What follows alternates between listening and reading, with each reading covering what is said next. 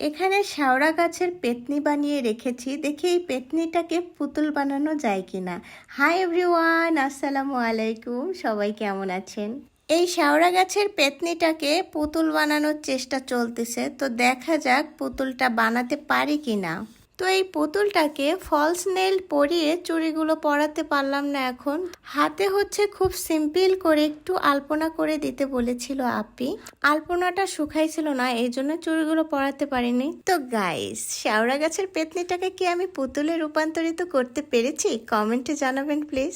যেসব আপুরা আসে ব্রাইডাল মেকআপের বুকিং দিতে, তারা এসে হচ্ছে আমার ফোন থেকে বিভিন্ন ছবি দেখে, আর এই হেয়ার স্টাইলটাই ম্যাক্সিমাম আপুদের পছন্দ হচ্ছে। স্বপ্নের ছোঁয়া বিউটি পার্লারের ভাইরাল হেয়ার স্টাইল, এটাই বলবে লোকে। যাই হোক, একটা আপু বলতেছিল যে আপু তুমি কি শুধু বউই সাজাও? না, দেখো আপি, এখানে 3টা ফেসিয়াল চলতেছে, আরো 2জন ওয়েট করতেছে, আরো একটা বউ সাজাবো। তো আমার কিউট ব্রাইডের মুখ থেকে শুনে আসি যে আমাদের মেকআপটি তার পছন্দ হয়েছে কিনা। তো আপু, তুমি যেভাবে চেয়েছো তোমার মনের মতো করে কি আমি সাজাতে পেরেছি? একটু বলো তো সবাইকে। আলহামদুলিল্লাহ, সাজটা আমার খুব পছন্দ হয়েছে এবং মনের মতো হয়েছে। আপনারা চাইলে সবাই এখানে আসতে পারেন।